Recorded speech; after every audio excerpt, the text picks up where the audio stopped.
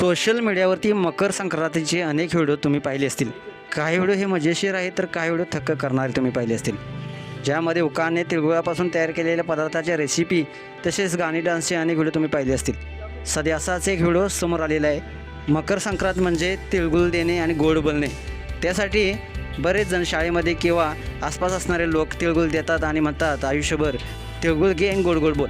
सध्या असाच या तिळगुळाबाबत व्हिडिओ प्रचंड असा व्हायरल होत आहे, ज्यामध्ये एका व्यक्तीनं चांगला मेसेज दिलेला आहे, ज्यामध्ये त्याने लिहिलं आहे माणूस तेव्हाच गोड बोलतो जेव्हा मात्र हा तरुण खरं बोलून गेलेला आहे. असा हा नेमका तरुण काय बोलला आहे, संपूर्ण व्हिडिओ पाहण्यासाठी तुम्ही आत्ताच या SS स्पोर्ट्स या चॅनलला सबस्क्राईब करा आणि अपडेट देखील राहा. मकर संक्रांतीला एकमेकांना तिळगुळ देत मकर संक्रांतीच्या शुभेच्छा दिल्या जात असतात. तिळगुळ देताना तिळगुळ घ्या गोड गोड बोला असं देखील म्हणतात.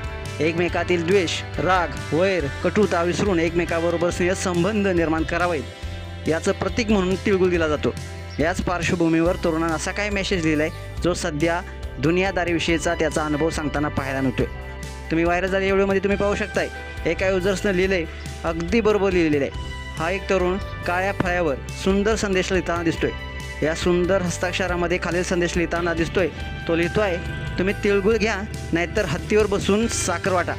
माणूस तेव्हाच गोड बोलतो जेव्हा त्याला गरज असते. असा हा व्हिडिओ सोशल मीडियावरती प्रचंड व्हायरल होत आहे, ज्यामध्ये या तरुणाचं कौतुक देखील केलं जात आहे.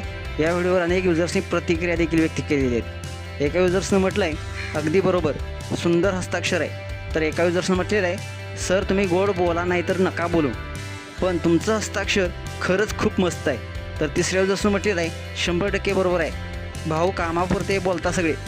तर एका युजर्सनं म्हटलेलं आहे खरं बोललाच भावा. अनेक युजर्सना हा संदेश आवडला असून तुम्हाला देखील संदेश आवडला असेल तर जास्तीत जास्त शेअर करा आणि आपल्या SS स्पोर्ट्स या चॅनलला सबस्क्राईब करायला नक्की विसरू नका.